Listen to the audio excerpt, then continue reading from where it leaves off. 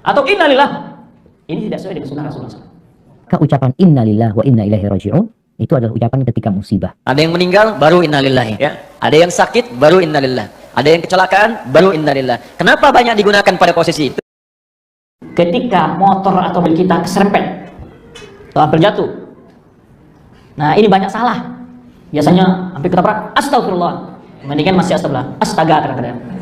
Apa artinya astaga itu? Atau innalillah. Ini tidak sesuai dengan sunnah Rasulullah SAW. Yang sesuai adalah bismillah. Karena dalam sebuah hadis disebutkan ketika Rasulullah SAW berjalan bersama sahabat, kemudian sahabat itu tergelincir ontanya atau tunggangannya, lalu la'anahullah, la'anallahu syaitan. Jadi ketika tergelincir, dia katakan semoga Allah melaknat setan. Ini gara-gara setan ganggu gitu ya. Lalu Rasulullah la taqul dzalik. Jangan ucapkan itu kata Rasul. Karena setan kalau ucapkan itu dia semakin besar, bisa sebesar rumah. Gitu. Tapi kata Rasul katakan bismillah. Kalau memang itu musibah buat kita, maka kita mengatakan innalillah wa inna ilaihi raji'un. Apalagi orang itu kerabat kita yang mati dalam kondisi kafir, itu sedih dengan kematian dia. Maka ucapan innalillah wa inna ilaihi raji'un itu adalah ucapan ketika musibah menimpa kita. Itu nggak ada masalah kita mengatakan innalillah wa inna. Maka ucapan innalillah wa inna ilaihi raji'un itu adalah ucapan ketika musibah menimpa kita. Itu nggak ada masalah kita mengatakan innalillah wa inna. Itu nggak ada masalah kita mengatakan innalillah wa inna ilaihi raji'un. Jadi ingat, turunan kata ini, soba, yasibu, soyiban, musibah, itu semua yang menimpa kita, semua yang kita alami. Jadi sebetulnya kata musibah itu netral Pak, Bu. Apa yang kita alami itu musibah. Saya pun melihat antum ini sekarang musibah. Ya, dapat kenaikan jabatan, musibah. Dapat tambahan harta, musibah. Ya, jadi semua yang kita alami itu musibah. Dan semua yang ini musibah ini. Semua yang kita dapatkan, hakikatnya semua bersumber dari Allah.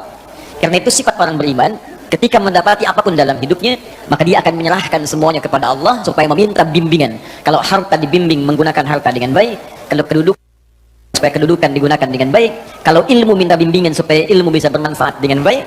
Karena itu di Quran surah kedua ayat 156, ya, paling kiri sebelah atas di mushaf, ketika kita kemudian disebutkan kalimat musibah pertama kali dalam Al-Quran, maka dilekatkan dengan kalimat kembalikan semua kepada Allah supaya jiwa kita merasa tenang dalam menghadapinya.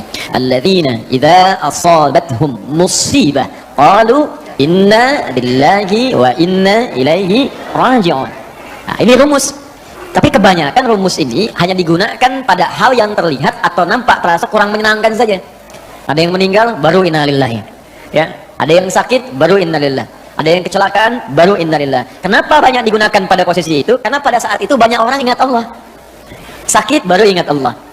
Karena sesuatu yang kurang menyenangkan baru ingat Allah. Ada yang wafat baru ingat Allah. Sementara semua kenikmatan pun yang terasa menyenangkan semua dari Allah. Kenapa saat kita mendapatkan harta tak ingat Allah? Bahkan ketika harta itu bertambah, hisabnya kan semakin ketat.